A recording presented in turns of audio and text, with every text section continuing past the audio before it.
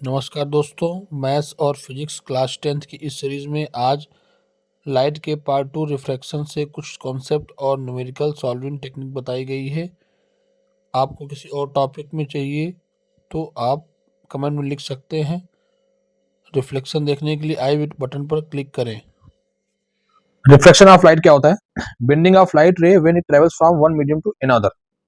मतलब कि कोई एक लाइट रे है, यहाँ पर मीडियम 1 है, ये मीडियम 2 है, ये रेयरर है, ये डेंसर है। तो लाइट रे यहाँ पर ये इंसिडेंट हो रही है और ये इसका नॉर्मल है। तो लाइट रे को सीधा जाना चाहिए, यहाँ से आई तो सीधा जाना चाहिए ऐसे, पर ये बेंड होके कुछ इधर जाती है, नॉर्मल की तरफ ये बेंड हो रही है।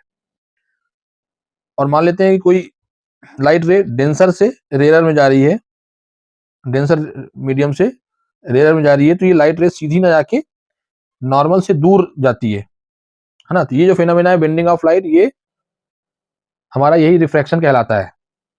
इसका कारण क्या है कि लाइट रे जो है ना, डिफरेंट मीडियम में उसकी स्पीड डिफरेंट रहती है।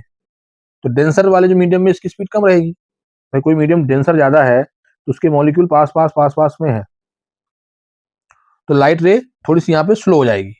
और कोई मीडियम रेयरर है, मतलब उसके मॉलिक्यूल थोड़ा दूर दूर है, तो लाइट रे यहाँ पे ज्यादा स्पीड में जाएगी। तो जो हमारा जो रिफ्रैक्शन का कॉज क्या है, light ray travels with different speed in different medium. Different medium में लाइट रे की स्पीड डिफरेंट रहती है। ठीक है। अब एक टर्म आता है रिफ्रैक्टिव इंडेक्स, तो इस वाले में समझते हैं अपन। मान लो कि मीडियम ए है, ये मीडियम बी है, तो रिफ्रैक्टिव इंडेक्स ईटा से या म्यू से अपन उसको शो करते हैं। Refractive index of medium B with respect to refractive index of medium A, ऐसा लिखते हैं। बी का रिफ्रैक्टिव इंडेक्स ए के तुलना में क्या होगा? Refractive index of B upon refractive index of A, that will equals to speed of light in medium A upon speed of light in medium B, है ना। Speed of light medium A में कितनी होगी और B में कितनी होगी, इसका जो अनुपात होता है वही होता है refractive index of medium B with respect to A.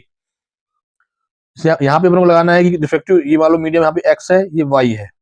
Refractive index of Y with respect to X निकालना है। Refractive index of Y upon refractive index of medium X, ये इक्वल होगा speed of light in X, speed of light in Y, है ना।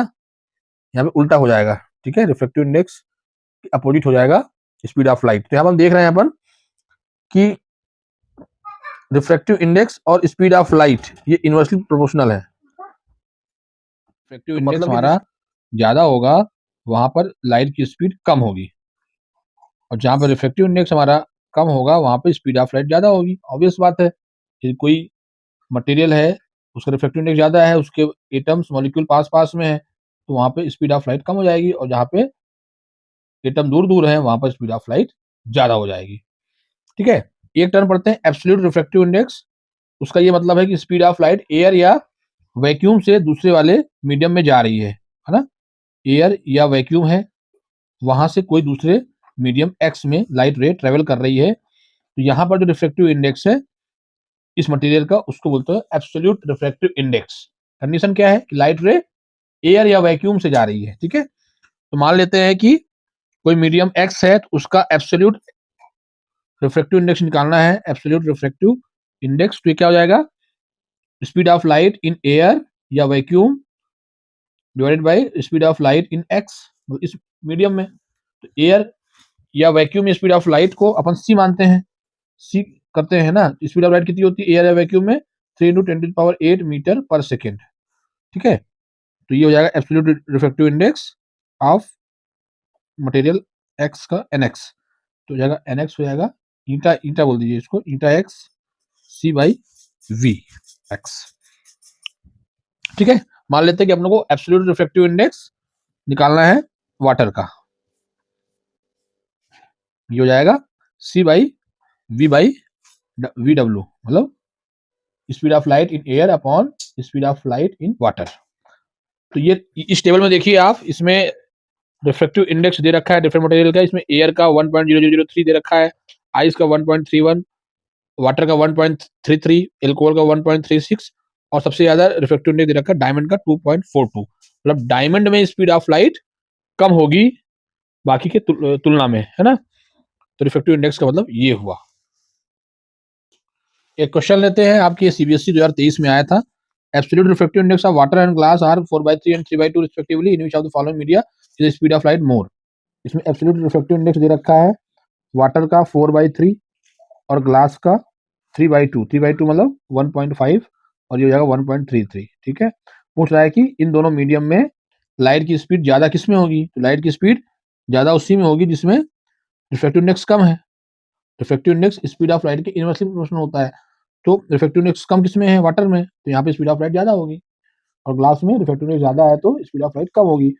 तो यहाँ पे speed of light in water will be greater than speed of light in glass. इसमें correct answer हो जाएगा आपका वाटर।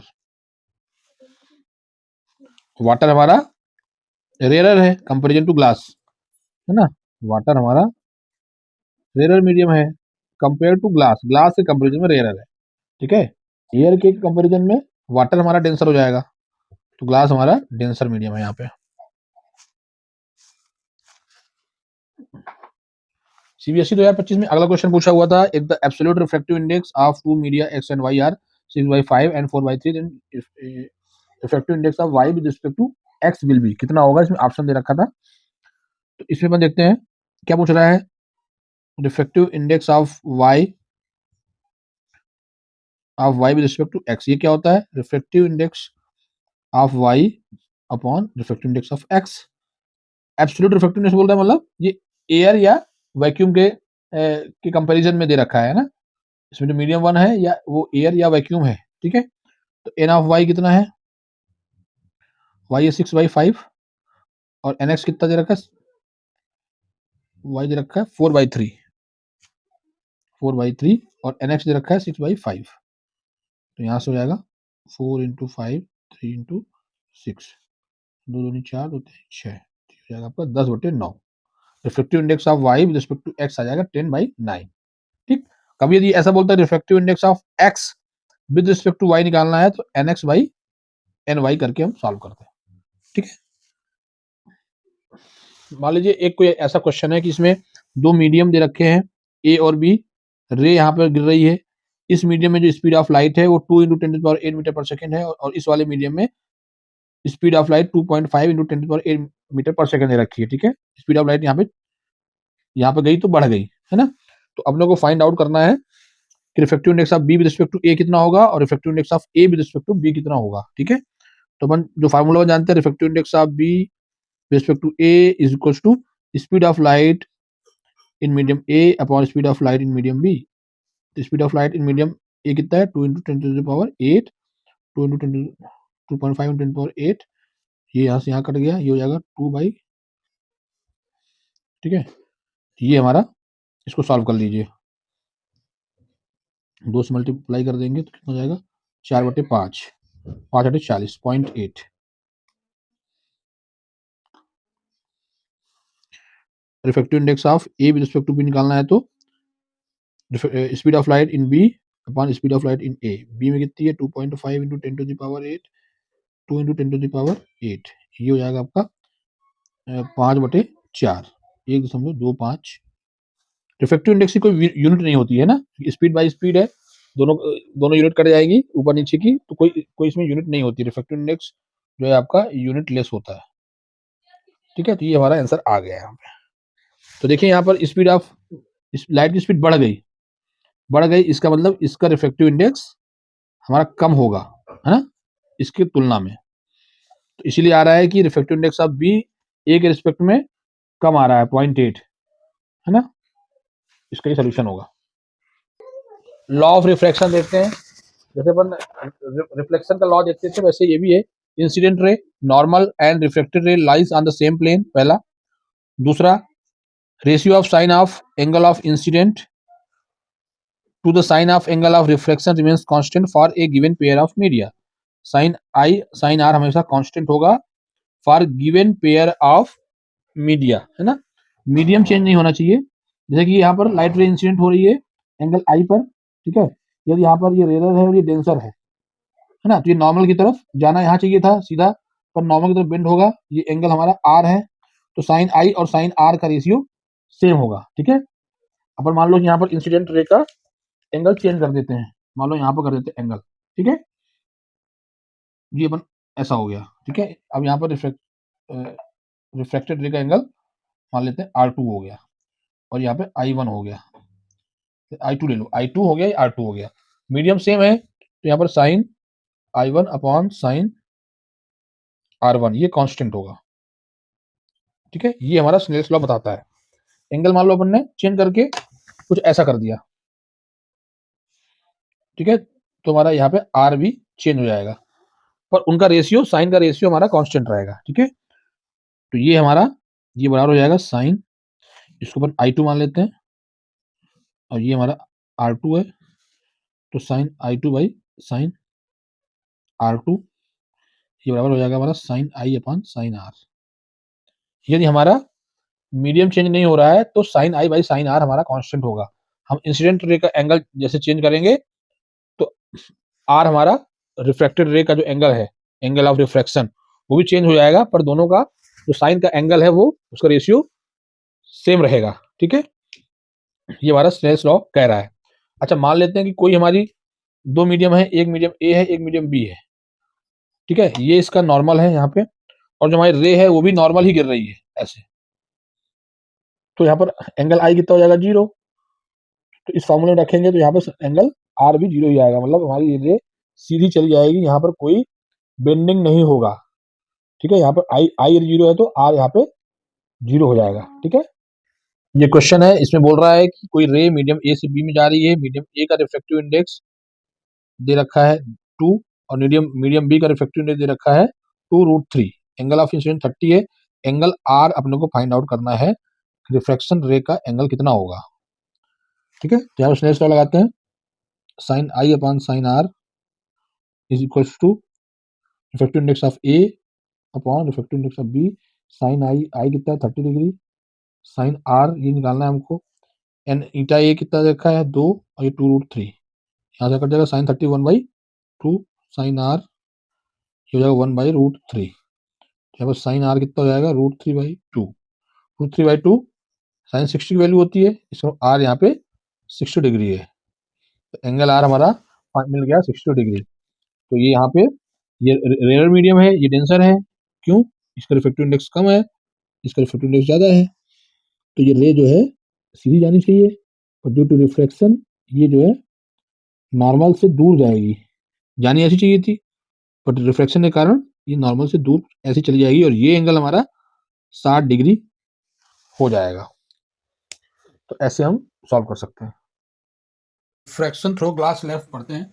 मान लेते हैं कि यहाँ पर एक ग्लास स्लैब रखी हुई है, यहाँ पे मीडियम एयर है, और यहाँ पे ग्लास है बीच में, और यहाँ पर फिर से मीडियम एयर है, तो कोई भी रे इंसिडेंट हो रही है यहाँ पे कुछ एंगल में, नॉर्मल से आई एंगल मान लेते हैं, नॉर्मल से इसका एंगल आई है, तो थोड़ा सा यहाँ पे नॉर्मल की तरफ बेंड होगी, क्योंकि यहाँ पर ये डेंसर मीडियम है ये, ठीक है। फिर यहाँ पर ऐसे आएगी, और इस वाले पॉइंट पे लाइट रे डेंसर से रेयर मीडियम में जा रही है, तो यहाँ पर नॉर्मल से थोड़ी सी अवे होके जाएगी। तो ये देखा गया है कि जो इमरजेंट रे है, ये जो इमरजेंट रे है,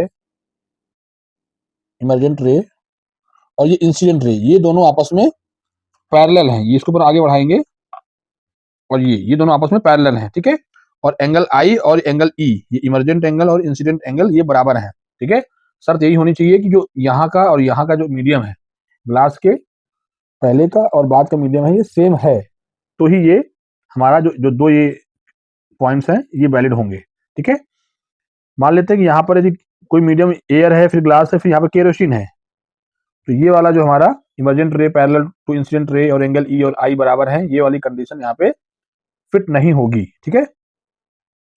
फिर हम पढ़ते हैं हम लोग स्नेल्स लॉ। स्नेल्स लॉ क्या होता है, इंसिडेंट रे, इमरजेंट रिफ्लेक्टेड रे और नॉर्मल एक ही प्लेन में होना चाहिए, ठीक है। और दूसरा ratio of sine of incident ray to the sine of angle of refraction remain constant for a given pair of media, ठीक है।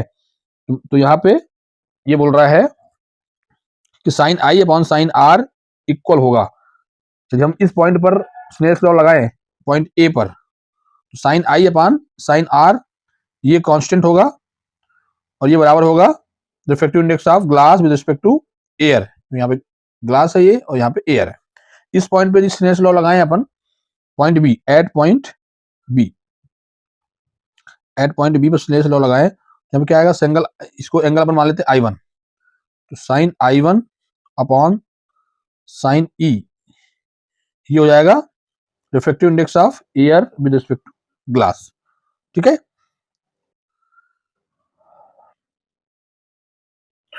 अब हम सीधे स्फेरिकल लेंस के बारे में पढ़ेंगे। स्फेरिकल लेंस हमारे दो टाइप के हैं, कॉन्वेक्स लेंस और कॉनकेव लेंस। ठीक है, तो यहाँ पर कॉन्वेक्स लेंस में देखिए बीच में मोटा है और किनारे तरफ पतला होता है। ठीक है, कॉनकेव लेंस हमारा बीच में पतला और किनारे तरफ मोटा होता है। ठीक है, ये मोटा है, बीच में पतला है। ठीक है, कॉनकेव वाली याद कर लीजिए, केव यहाँ बन रहा है कुछ, तो ये कॉनकेव लेंस है। ठीक है, कॉनकेव मिरर कैसा था हमारा, कॉनकेव मिरर हमारा कुछ ऐसा था। ठीक है, यहाँ पॉलिश थी। कॉनकेव मिरर, कॉन्वेक्स मिरर कैसा था हमारा, कुछ हमारा ऐसा था। ठीक है, तो ये अपन याद रखते हैं इसको, कॉनकेव और कॉन्वेक्स में। इसमें दो फोकस होते हैं दोनों में, ये बीच वाले पॉइंट को यहाँ पर ऑप्टिकल सेंटर बोलते हैं, वहां पर पोल बोल रहे थे। यहाँ पर दो फोकस होते हैं, पर इसका जो प्रिंसिपल फोकस होता है ये वाला होता है, इस साइड का लाइट रे इधर से आ रही है, तो ये हमारा प्रिंसिपल फोकस है, और इसमें प्रिंसिपल फोकस इधर होता है। ठीक है, लाइट रे यहाँ पे आ रही है, तो ऐसे ये डिवीट होगी और ऐसे अपने को प्रोड्यूस करना पड़ेगा। तो यहाँ पर देखिए, जब अपन न्यूमेरिकल यूज करेंगे तो फॉर्मूले के लिए कॉन्वेक्स लेंस में जो फोकस होगी, है ना, इस साइड को अपन 0 0 मानते हैं, तो इस साइड का जो इधर आ रहा है हमारा फोकस इसका कॉन्वेक्स लेंस का, ये पॉजिटिव में लेंगे, और ये इस साइड आ रहा है हमारे इस पॉइंट के इधर आ रहा है, तो ये इधर फोकस हमारा कॉन्केव लेंस का अपन नेगेटिव में लेंगे न्यूमेरिकल के लिए। ठीक है, अब हम सीधे क्वेश्चन पे आ रहे हैं, एनसीईआरटी का एग्जाम्पल ले रहे हैं। इसमें क्या पूछ रहा है, a concave lens has a focal length of 15 centimeter, at what distance should the object from the lens be placed so that it forms an image of 10 centimeter from the lens? Also find the magnification produced by the lens. कोई concave lens है,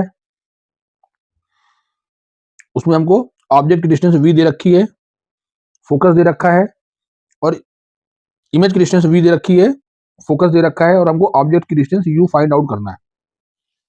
simple formula हम एक ही जानते हैं इसमें, 1/v minus 1/u is equal to 1/f। तो v दे रखा है हमारा इमेज की डिस्टेंस 10 सेंटीमीटर पर। अब से 10 सेंटीमीटर यहाँ पर प्लस में ले कि माइनस में ले, बताइए। कॉनकेव लेंस में हमेशा इमेज इस साइड ही बनेगी, चाहे चाहे चाहे ऑब्जेक्ट इनफाइनाइट में हो तो फोकस में बनेगी, यहाँ या कहीं पे भी हो, हमारी इमेज हमेशा इस साइड ही बनेगी, लेंस के इस साइड। तो ये हमारा ऑप्टिकल सेंटर है, तो हमारी इमेज इस साइड बन रही है, तो ये साइन यहाँ पे निगेटिव आएगा। ठीक है, कॉन्वेक्स लेंस में इमेज हमारी इस साइड ही बन सकती है, इस साइड ही बन सकती है। ठीक है, और कॉनकेव में हमेशा हमारी इमेज इधर ही बनेगी। ठीक है, तो हमारा यहाँ पे साइन क्या आएगा, माइनस। यू वी और एफ के साइन हमेशा हमको प्लस या माइनस में रखने होंगे न्यूमेरिकल सॉल्व करने के लिए। ठीक है, तो कॉनकेव लेंस का फोकस हमारा इस साइड होता है, तो यहाँ पे फोकस आएगा माइनस में। ठीक है, -15 सेंटीमीटर। ठीक है, तो यहाँ पे u फाइंड आउट कर लीजिए, यहाँ रखिए 1/v, तो यहाँ पे 1/u को इस साइड ले आइए, f को इधर ले आइए 1/f, तो 1/v minus 1/f is equal to 1/u। तो यहाँ पे 1/v, v कितना है, -1/10, फोकस 1/-15, तो ये जाएगा 1/10 प्लस 1/15, तो यहाँ से क्या आ जाएगा, एलसीएम आ जाएगा यहाँ पे 30, 10 30 -30 2 -1/30, तो यहाँ पर 1/u कितना आ जाएगा, -30 सेंटीमीटर। तो u आ जाएगा यहाँ पे -30 सेंटीमीटर, ये है अपना 1/u। तो 30 सेंटीमीटर पर हमारा ऑब्जेक्ट रखा होगा। ठीक है, जैसे कि ये हमारा फोकस यदि हमारा यहाँ मान लेते हैं 15 पे, तो ऑब्जेक्ट यहाँ पे हमारा 30 सेंटीमीटर पे यहाँ पे ऑब्जेक्ट है, और जिसकी इमेज है ये हमारी 10 सेंटीमीटर पे यहाँ पे कहीं फोकस और ऑप्टिकल सेंटर के बीच में हमारी इमेज बन रही होगी। ठीक है, सेकंड क्वेश्चन पूछा है मैग्निफिकेशन कितना होगा, तो मैग्निफिकेशन के लिए एक ही फार्मूला हम जानते हैं इसमें लेंस में, m is equal to h dash by h upon is equal to v by u। तो यहाँ पर v कितना है, v हमारा है -10, u कितना है -30, ये आ जाएगा 1/3। मतलब कि हमारा ऑब्जेक्ट 1/3, हमारा इमेज जो है ऑब्जेक्ट से 1/3 साइज का बनेगा। ठीक है, मान लो कि हमारा ऑब्जेक्ट 3 सेंटीमीटर का है, तो हमारा इमेज जो है 1 सेंटीमीटर का बन रहा होगा इस क्वेश्चन में। ठीक है, मैग्निफिकेशन। अच्छा, मैग्निफिकेशन यहाँ पर पॉजिटिव है, इसका मतलब क्या हुआ कि ऑब्जेक्ट और इमेज दोनों ही इरेक्टेड साइज के हैं, है ना, दोनों सीधे हैं, है ना। ये दोनों उल्टे होते तो यहाँ पर माइनस का साइन आता मैग्निफिकेशन में। पॉजिटिव साइन है, इसका मतलब दोनों ही सीधे हैं। और हम वैसे भी जानते हैं कॉनकेव मिरर में सीधी इमेज बनती है, छोटी बनती है कॉनकेव लेंस में, सॉरी, ये क्वेश्चन हो गया। ठीक है, एग्जांपल नंबर 9.4 में ये क्वेश्चन है। A 2 centimeter tall object is placed perpendicular to the principal axis of a convex lens of focal length f. The distance of the object from the lens is 15 centimeter. Find the nature, position and size of the image. Also find it the magnification. पूरा convex lens दे रखा है, focal length इसकी दे रखा है 10 centimetre. इसका अपन एक focal length बना लेते हैं यहाँ पर f, ये 10 सेंटीमीटर है। तो यहाँ पर इसका ये f1 है, इसको अपन 2f1 मानते हैं ये पॉइंट। यदि यहाँ पर 10 है तो यहाँ पर 20 है। ऑब्जेक्ट कितने रखा है 15 पे, ऑब्जेक्ट कहीं यहाँ पे रखा हुआ है। तो अपने को पाना है इमेज की डिस्टेंस v। तो कॉन्वेक्स लेंस का फोकस हमारा इस साइड में होता है, कॉन्वेक्स लेंस का फोकस हमारा इस साइड में होता है, ये वाला पॉइंट लेते हैं। तो इस ऑप्टिकल सेंटर के इस साइड में पॉइंट है तो अपन को पॉजिटिव लेना है। ऑप्टिकल सेंटर के यदि कोई डिस्टेंस इस साइड में है तो उसको हम निगेटिव लेते हैं। तो ये इधर है तो पॉजिटिव लेंगे, तो एफ कितना आएगा यहाँ पे, फोकस हमारा प्लस का 10 सेंटीमीटर आएगा। यू 15 सेंटीमीटर है, ऑप्टिकल सेंटर के लेफ्ट में है, तो ये हो जाएगा हमारा -15 सेंटीमीटर। और वी हमको फाइंड आउट करना है, फार्मूले में बैठा दीजिए इसको, 1/v minus 1/u equal to 1/f। तो यहाँ से हमको 1/v फाइंड आउट करना है, तो u वाला टर्म इधर ले जाइए, प्लस 1/u हो जाएगा। तो 1/v 1/f, f कितना है 1/10, तो u हो जाएगा -1/15, एलसीएम आ जाएगा 30, यहाँ 3 आ जाएगा, यहाँ 2 आ जाएगा, -1/3, 1/v आ जाएगा -1/3, सॉरी प्लस 1/3 है ना। तो v आ जाएगा 30 सेंटीमीटर। तो हमारा जो इमेज है प्लस साइन में आया है, इसका मतलब कि हमारी इमेज ऑप्टिकल सेंटर के राइट साइड में बन रही होगी, है ना। ये यहाँ पर 10 सेंटीमीटर, यहाँ 20 है, यहाँ पर 30, तो यहाँ पे कहीं हमारी इमेज बन रही होगी। ठीक है, अब इमेज इन्वर्टेड है कि इरेक्टेड है ना, क्या है वो अपन देखते हैं। तो है ना, तो यहाँ मैग्निफिकेशन पूछ रहे, तो मैग्निफिकेशन हमारा क्या हो जाएगा, h dash by h v by u। ठीक है, v कितना है यहाँ पे हमारा 30 सेंटीमीटर निकाला है अपन ने, u कितना है, u है -15 सेंटीमीटर। ठीक है, यहाँ पे अपन को निगेटिव साइन में लेना है, मतलब जो साइन है पॉजिटिव या निगेटिव पे लेना है, तो यहाँ पे आएगा -2। ठीक है, एच डैश क्या है, ऑब्जेक्ट की हाइट ये निकालना है। एच क्या, हाइट ऑफ ऑब्जेक्ट दे रखा है 2 सेंटीमीटर, तो एच डैश आ जाएगा यहाँ पर -4। -4 का मतलब क्या है कि इमेज हमारी उल्टी बन रही है। ठीक है, इमेज हमारी कुछ यहाँ पे उल्टी बन रही होगी, और इसकी साइज आएगी -4 सेंटीमीटर। मैग्निफिकेशन कितना आएगा -2, और इसकी हाइट 4 सेंटीमीटर आएगी इन्वर्टेड। ठीक है, तो यहाँ पे क्या पूछा है, यहाँ पे पूछा है nature and position and size of image. तो नेचर क्या है, रियल इमेज आएगी, रियल इमेज। ठीक है, साइज कितनी आएगी, साइज 4 सेंटीमीटर इन्वर्टेड। पोजीशन कितनी आ गई हमारी, position 30 centimetre other side of lens. तो ये हमारा आंसर आ जाएगा इसका। अब पढ़ते हैं power of lens. Power of lens क्या होता है कि हमारे पास हमारी लेंस की पावर कितनी है, कन्वर्ज कितना करता है या डाइवर्ज कितना करता है। तो कॉन्केव लेंस अपन जानते ही हैं कि ये कन्वर्ज कर देता है। ठीक है, और कॉन्वेक्स लेंस हमारा डाइवर्जिंग लेंस होता है, ये जो को डाइवर्ज कर देता है। ठीक है, तो यदि जिस लेंस की पावर जितनी होगी उसकी कन्वर्जिंग या डाइवर्जिंग पावर ज्यादा होगी। पावर का एक फॉर्मूला अपन देखते हैं, power is equal to 1/f। तो एफ यहाँ पे मीटर में लेना है अपने को, फोकल लेंथ अपने को मीटर में लेना है और साइन के साथ लेना है, ठीक है। मान लेते हैं कि अपनी एक कोई क्वेश्चन में दे रखा है और पावर की यूनिट क्या होती है, डायोप्टर, डायोप्टर, ठीक है, डी से डिनोट करते हैं। मान लेते हैं कोई क्वेश्चन इसमें बोल रहा है कि किसी लेंस की पावर 2 डायोप्टर है प्लस का, तो ये लेंस कौन सा होगा, कॉनकेव लेंस होगा या कॉनकेव लेंस होगा या कॉन्वेक्स लेंस होगा, और इसकी फोकल लेंथ कितनी होगी, सेंटीमीटर में पूछ रहा है। तो पावर क्या होता है 1/f मीटर में, तो पावर हमारे 2 डायोप्टर देगा तो 1/f, तो यहाँ पे f आ जाएगा 1/2, मतलब 0.5 मीटर। सेंटीमीटर बदलने के लिए 100 से मल्टीप्लाई कर देंगे तो यहाँ पे आ जाएगा 50 सेंटीमीटर इसकी फोकल लेंथ होगी, ठीक है, प्लस में, ठीक है। तो यहाँ पर पावर प्लस में दे रखा है तो फोकल लेंथ हमें प्लस में आ गई। फोकल लेंथ प्लस में किसकी होती है, कॉनकेव की, कॉन्वेक्स की, कॉन्वेक्स की है ना, कॉन्वेक्स की फोकल लेंथ प्लस में अपन लेते हैं। फोकस यहाँ पे इस साइड बन रहा है इसका, तो यहाँ पर ये कॉन्वेक्स लेंस होगा और इसका फोकल लेंथ होगी 50 सेंटीमीटर। तो कई बार क्या है अपने को बहुत सारे लेंस कॉम्बिनेशन में लगाने पड़ते हैं, ठीक है। मान लीजिए कि कई सारे लेंस हैं, हमने कॉम्बिनेशन में लगाया हुआ है, ठीक है, कॉनकेव, कॉन्वेक्स, कुछ भी हो सकता है।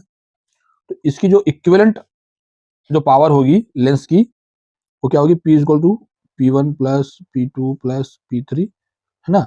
और P1 को क्या लिख सकते हैं, 1/f1 प्लस 1/f2 डैश, ठीक है। जितनी भी लेंस हमारी लगी है कॉम्बिनेशन में, टोटल इक्विवेलेंट पावर निकालना है तो P1 P2 प्लस P3 करके ऐसे पर निकालते हैं। तो कॉम्बिनेशन ऑफ पावर अपन कहाँ यूज करते हैं, एक तो टेलीस्कोप में, टेलीस्कोप में आपने देखा होगा कि कई सारे लेंस होते हैं, कैमरा में, कैमरा में या माइक्रोस्कोप में, माइक्रोस्कोप में भी कई सारे हमारे लेंस लगे होते हैं। सीबीएसई 2025 में ये क्वेश्चन आया था, an object is placed at a distance of 20 centimetre from the optical centre of a concave lens and its image is formed on the same side of the lens as that of object, image distance is 10 centimetre and find the focal length and power of lens, ठीक है। तो concave lens दे रखा था, इसमें object जो distance है वो 20 centimetre था, तो ऑब्जेक्ट हमारा ऑप्टिकल सेंटर के पहले है तो माइनस में रखेंगे, -20 सेंटीमीटर। इमेज डिस्टेंस दे रखा था 10 सेंटीमीटर और बोल रहा है कि same side of the lens as object में बन रहा है, मतलब जिधर ऑब्जेक्ट है उसी साइड में हमारा इमेज बन रही है, ठीक है। ये भी माइनस में आएगी तो -10 सेंटीमीटर। लेंस फॉर्मूला लगाएंगे 1/v minus 1/u is equal to 1/f। हमारा v कितना है -10, माइनस 1/10 आ जाएगा यहाँ पर, और u कितना है -20, ये हमारे माइनस प्लस हो जाएगा, ये तो -1/10 plus 1/20 is equal to 1/f। LCM आ जाएगा 20 -2 + 1 बराबर 1/f। 1/f यहाँ आ जाएगा -1/20। तो जो हमारा f है, तो यहाँ से फोकल लेंथ f आ गई -20 सेंटीमीटर। सही बात भी है क्योंकि ये कॉनकेव लेंस है तो फोकस हमारा निगेटिव में ही आना चाहिए था, तो यहाँ पे भी हमारा फोकस निगेटिव आ रहा है। अब हम पावर देखते हैं, पावर कितना होता है 1/f, f को हमको रखना है मीटर में, तो यहाँ पर 1/-20/100, तो पावर आ जाएगी हमारी -5 डायोप्टर। पावर निगेटिव में है क्योंकि हमारा फोकस निगेटिव में है, क्योंकि ये कॉनकेव लेंस। उसमें बोल रहा है कि दो लेंस है हमारी कॉनकेव लेंस, इसकी +2 डायोप्टर है पावर, इसकी +3 डायोप्टर है, एक और है इसकी +4 डायोप्टर है। तो जो इसका डाइवर्जिंग पावर है, लेंस 1 मानते हैं, 2 ये 3, डाइवर्जिंग पावर किसकी ज्यादा है, तो डाइवर्जिंग पावर ज्यादा किसकी है, जिसका पावर ज्यादा है, तो 3 की डाइवर्जिंग पावर ज्यादा है, फिर 2 की है, फिर सबसे कम 1 की है, तो ऐसा बन जाएगा हमारा, ठीक है। ऐसे ही आपको वीडियो देखने के लिए हमारे चैनल को लाइक करें, और जो क्लास 10 में बच्चे पढ़ रहे हैं उनके ग्रुप में भेजें, अपने दोस्तों को शेयर करें, और जो स्कूल्स के ग्रुप हैं जिसमें से बच्चे पढ़ सकते हैं उनके ग्रुप में भी इस वीडियो को डालें, और हमें कमेंट में जरूर बताएं कि आपको हमारा ये वीडियो कैसा लगा।